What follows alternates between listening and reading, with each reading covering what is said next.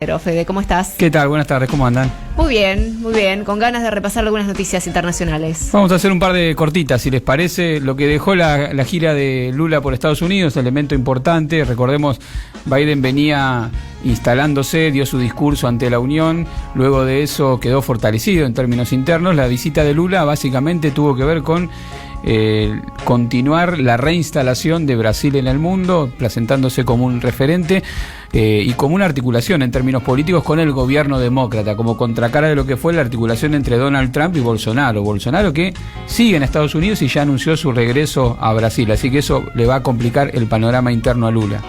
Pero hay dos cuestiones ahí en términos internacionales que se plantearon en el debate. Básicamente, por un lado, la cuestión de la solución al conflicto en Ucrania. Lula planteó la necesidad de una salida pactada políticamente, buscar consensos a nivel internacional para un alto al fuego y buscar una salida al conflicto.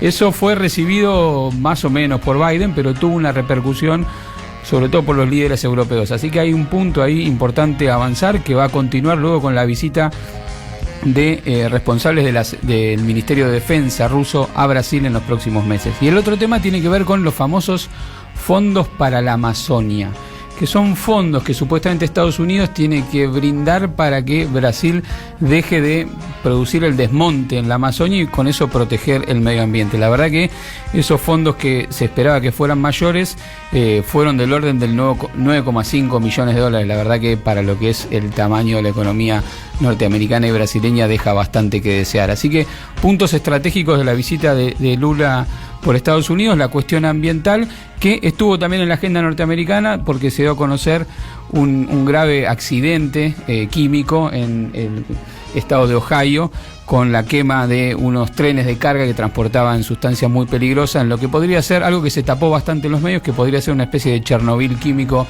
en Estados Unidos. Así que quizás Biden debiera hacer menos propaganda de tutela de la naturaleza por fuera y ocuparse de los desastres ecológicos que tienen ahí, entre otras cosas producto del lobby de la empresa de trenes norteamericano que pese al paro que habían hecho los trabajadores denunciando las condiciones de no seguridad de ese tramo de tren, el lobby de la empresa norteamericana logró suspender las revisiones de seguridad y el accidente en parte se debe a eso.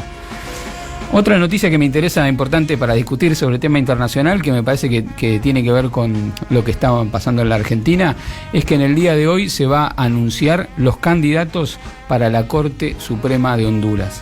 En Honduras, quiero decir para todos los que piensan que la única manera de resolver la cuestión de la Corte Suprema es como la tenemos nosotros, en Honduras la Corte Suprema tiene un plazo.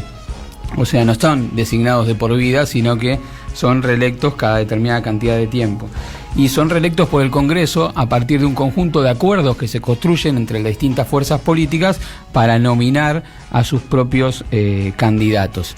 Hubo una serie de negociaciones importantes. Recordemos, Honduras viene de recuperar el gobierno de Xiomara Castro luego de lo que fue una dictadura de 12 años. La Corte Suprema era la corte de la dictadura. Es importante destacar que en el día de hoy se van a presentar la nómina de los candidatos para la Corte Suprema, que fue resultado de un acuerdo político para dejar atrás la Corte Suprema de la dictadura, y las fuerzas políticas de Honduras pudieron ponerse de acuerdo para renovar la Corte Suprema, dejando atrás todos los intereses creados que tenían estos cortesanos que eran propios de la dictadura de Orlando Jiménez, y que se logró a partir de un consenso entre el partido de Xiomara Castro y sobre todo el Partido Liberal y otros partidos menores, dejando por fuera los intereses de los propios cortesanos que se querían quedar a pesar de que su mandato había vencido el día 11 de febrero. Hubo una crisis institucional, esa crisis institucional se pudo saldar a partir del diálogo político y los consensos entre las distintas fuerzas políticas de Honduras para construir una Corte Suprema que va a tener un mandato de 7 años como la que tiene que tener, pero que está totalmente renovada, dejando atrás a la Corte de la dictadura.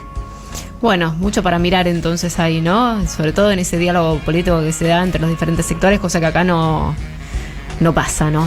Nuestro modelo es otro, tiene que ver más con la Constitución norteamericana, donde los jueces de la Corte Suprema tienen un mandato vitalicio, pero la diferencia es que acá en Estados Unidos también hay acuerdos entre las distintas fuerzas políticas respecto de la orientación que tienen los jueces, pero no se transforman, o por lo menos no se visibiliza su carácter de operadores políticos de las fuerzas. Digamos, los republicanos tienden a poner jueces más conservadores en sus fallos, los demócratas jueces más progresistas, pero no se vislumbran chats donde articulan entre ellos con la principal fuerza de oposición. Entonces, si la justicia se va a politizar, quizá es mejor que la política tenga una política institucional frente a la justicia, y no que la politización de la justicia termine siendo algo en secreto y de confabulación con intereses corporativos. Capaz que lo mejor es dar una discusión sobre cómo la política tiene que saldar eso. Y me parece que hay otros modelos posibles, y frente a la crisis institucional que vemos en la Argentina de imposibilidad de resolución, quizás un modelo de concertación política ayude a poner pies sobre ruedas en este tema. Mirá, me das el pie para un dato que tengo, que lo voy a tirar. Yo venía diciendo, ¿no? Veníamos siguiendo el juicio político a la Corte, que cuando arranca el juicio político y sobre todo se empiezan a tratar los juicios de admisibilidad, o sea, qué expedientes van a ser admisibles y cuáles no, quienes estaban todos los cortesanos muy nerviosos, pero había uno específicamente, Lorenzetti, que estaba más nervioso que el resto, tratando de, por supuesto, operar que no prosperen, sobre todo el juicio político que le estaba llevando adelante la coalición cívica, porque de alguna manera ese es el que más posibilidades tiene de prosperar. Uh-huh. Bueno, tanto fue, ¿no?, los llamados por teléfono que hace Lorenzetti, que termina en algún momento convenciendo a algunos de los gobernadores del Frente de Todos que habían firmado ya el pedido de juicio político por el fallo a la coparticipación. Empiezan, o sea, a recular algunos de los propios gobernadores nuestros. Gobernador, estoy pensando si tiro el nombre o no tiro el nombre. Gobernadores que habían llevado la voz cantante en el fallo, no los que ya no estoy hablando de Bordet, de Uñac, de eso ya conocemos que mantuvieron una postura más cuidada, si se quiere, ¿no? Pero hubo otro específicamente que llevó la voz cantante, que finalmente dice, no vayamos con el pedido de juicio político contra todos, vayamos por partes, ¿no? Lo tiro, ¿no? ¿Estamos bien? ¿Lo tiro? Queda entre nosotros. ¿Lo digo o no lo digo? Lo digo o no lo digo, queda entre nosotros. No se escucha nadie igual. Claro, sí. Bueno, uno de los presionados fue Zamora. Santiago del Estero. Exactamente.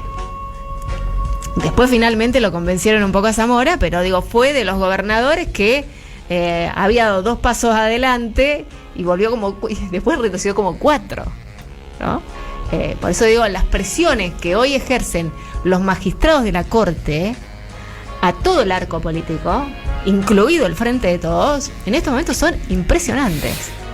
Las Cortes Supremas tienen mucho poder en los diseños institucionales presidencialistas. El tema es cómo se articula la mediación con la política de eso. Si en el caso particular de nuestro país, lo que vemos es que recurrentemente, cada determinada cantidad de tiempo, como construyen intereses propios, y cuando va cambiando el ciclo político, se ven obligados a renovar la Corte por el mecanismo de juicio político. Entonces uno por ahí podría pensar, si finalmente cuando hay una renovación del ciclo político porque crean intereses propios hay que renovarla por juicio político, capaz que hay que cambiar el concepto de la Corte como tal y pensar si tienen que tener o no mandato vitalicio. Bueno, seguimos en minutos acá con la columna de Federico Montero. Y ahí seguimos en los estudios acá de la M530 con Federico Montero para repasar un poco la situación que se está viviendo en Perú. Bueno, en Perú tenemos una situación de crisis institucional ya derivada del golpe institucional, de la acción destituyente que llevó adelante el Congreso contra el presidente Castillo. Eso dio lugar a una serie de movilizaciones que básicamente plantean una agenda que tiene que ver, por un lado, con el adelantamiento de las elecciones presidenciales, ya que consideran la necesidad de renovar. Quien actualmente está a cargo de la presidencia es quien fuera la vicepresidenta de Castillo, Dina Boluarte. Pero además de adelantar las elecciones, se pretende que ese adelantamiento de las elecciones vaya de la mano de una convocatoria a asamblea constituyente para cambiar un poco esta matriz de institucionalidad que ha signado este juego de encierro político de la dinámica en Perú entre presidente, entre el Ejecutivo y el Congreso. En estos momentos hay presentes en Perú una delegación, una comisión argentina compuesta por diputados, referentes de organismos de derechos humanos, sindicalistas, movimientos sociales, que están relevando las condiciones, sobre todo lo que es la violación de los derechos humanos en Perú por parte de las fuerzas de seguridad y represivas en lo que ha sido estas jornadas de protesta. Y en esta semana entramos en un punto de definición respecto de las posibilidades institucionales para un adelantamiento de las elecciones, para ver que no implique necesariamente la renuncia de Boluarte. Es decir, si en esta semana, por un tema de plazos administrativos, no se logra un acuerdo para este adelantamiento de las elecciones, la única que quedaría sería la renuncia de la actual presidenta Dina Boluarte. Pero bueno, para conversar un poquito de esto y avanzar, tengo entendido que tenemos una comunicación con Perú. Sí, está en comunicación con nosotros Anaí Durán, que es socióloga, docente y exministra de la Mujer del Perú. Anaí, buenas tardes. Eva Moreira te saluda y todo el equipo de Cuánto Cuento. ¿Cómo estás? Buenas tardes, ¿cómo están? Bueno, Anaí, queríamos saber un poco tu mirada acerca de lo que está ocurriendo en Perú. Sí, bueno, como lo han descrito bien ustedes, estamos en una situación bastante tensa. Son 2 meses ya de gobierno de la señora Dina Boluarte, ¿no? En alianza con los partidos que perdieron las elecciones, especialmente el fujimorismo y la ultraderecha. Ha habido una represión, la verdad, sin precedentes. Las últimas décadas hemos visto el asesinato de 63 personas según datos oficiales, ¿no? Efectivamente la misión de Lima, de Argentina vino aquí, creo que se fue ayer ya, culminó un trabajo muy importante de relevar información, testimonios. La verdad es una situación en términos de derechos humanos brutal, incluye el asesinato a 6 menores de edad y esta represión continúa, sobre todo en los territorios del sur. Y bueno, no hay una salida todavía posible, ¿no? Yo creo que estamos viviendo una ofensiva restauradora. Ellos han recuperado estos grupos de poder con Dina Boluarte de cara legal, han recuperado después de 16 meses que lo perdieron durante el gobierno de Castillo y no piensan dejarlo fácilmente, ¿no? El Congreso está siendo cómplice de esto también, no está agendando el adelanto de elecciones, tiene hasta el viernes, no vemos la más mínima intención de hacerlo. Están jugando a desgastar la protesta, criminalizando. Ayer se ha dictado 30 meses de prisión preventiva para 2 dirigentes que tenían en su poder $200 para curar a los heridos, ¿no? Y se ha dicho que esto es organización criminal, narcotráfico, minería ilegal. En fin, es una situación muy difícil, muy violenta, muy de persecución, y no vemos tampoco un contundente rechazo de parte de la comunidad internacional, ¿no? Eso también nos preocupa mucho. Anaí, se denunció penalmente a Boluarte y a algunos ministros y jefes de la policía en Perú, ¿no? Por esta violación justamente que están haciendo a los derechos humanos. Sí, bueno, la Fiscalía ha actuado casi de oficio, ¿no? Ha levantado algunas investigaciones en Ayacucho, otras creo que en Apurímac, pero la verdad no confiamos para nada en el Poder Judicial y menos en la Fiscalía. La Fiscalía fue muy activa para destituir a Pedro Castillo con una proactividad increíble, allanó Palacio de Gobierno 4 veces en medio año. Ahora es, creo yo, como digo, algo de oficio, regular, por cumplir el trámite. No confiamos para nada en la justicia peruana, como digo, menos en la Fiscalía y la Fiscal de la Nación. Y ojalá que esto llegue a instancias internacionales, porque aquí en el Perú, mientras esté Dina Boluarte en el poder y Congreso, estos grupos que hoy gobiernan, no vamos a encontrar justicia. ¿Cómo te va, Anaí? Federico Montero te saluda. Anaí, te quería preguntar sobre la situación política en el Congreso, porque pareciera ser que para reunir los votos que se necesitan para una salida política hay una serie de contradicciones, porque bueno, por un lado los congresistas tienen sus intereses creados, muchos de ellos no quieren ver disminuido su mandato, que legalmente es hasta 2026, y otros quizás estarían dispuestos a votar un adelantamiento de las elecciones, pero que no incluya un elemento central que es parte de la agenda de la izquierda, que es la reforma constituyente, y si se pasa esta semana no habría tiempo legal para esa convocatoria anticipada de elecciones, salvo con la renuncia de Dina Boluarte. Es como que la frazada queda corta para un lado o para otro en la componenda que se puede armar dentro del Congreso. ¿Vos cómo ves esta perspectiva en términos políticos de imposibilidad de encontrarle una salida en el plano institucional a lo que en la calle está más claro? Sí, bueno, yo creo que la componenda está clara desde el primer día, ¿no? O sea, Dina les tira la pelota a ellos y ellos a Dina, ¿no? Le dicen, si ella quiere adelantar elecciones, que renuncie, porque la Constitución dice que cuando ella renuncia, automáticamente en 6 meses hay elecciones. Y ella dice, yo no puedo renunciar, es el Congreso el que tiene que adelantar las elecciones. Y estamos en ese impasse, como digo, ellos están jugando a desgastar la protesta, a criminalizar, a reprimir, y no pretenden irse. Eso ha quedado muy claro, y tanto las bancadas de izquierda como de derecha, que yo creo aquí lo ideológico ya se difumina, ¿no? Están jugando a conservar su cuota de poder, y no veo intención de irse. Están en todo caso esperando que termine esta legislatura, lo plantearán en la siguiente para elecciones del 2025, y así aspiran a quedarse hasta el 2026, ¿no? Y yo creo que eso es terrible, porque finalmente terminan generando más rechazo en la población, más desconfianza con la democracia, más hartazgo también, y bueno, yo la verdad, como te digo, no veo que haya una salida institucional por ese lado, ¿no? Y ya ni hablar de la nueva Constitución. Yo creo que por lo menos vamos paso a paso. Esto no va a ser inmediato. La nueva Constitución ya no es una demanda solo de la izquierda, es una demanda de la población que está movilizada, de las comunidades andinas, de los pueblos indígenas. Entonces es una demanda ciudadana. Yo creo que no va a ser tan inmediato. Yo no aspiraría a que convoquen ya adelanto de elecciones y referéndum, pero por lo menos que avanzáramos con el adelanto de elecciones, porque ya el país está en una situación de tensión muy fuerte, ¿no? 75% dicen las encuestas de derecha.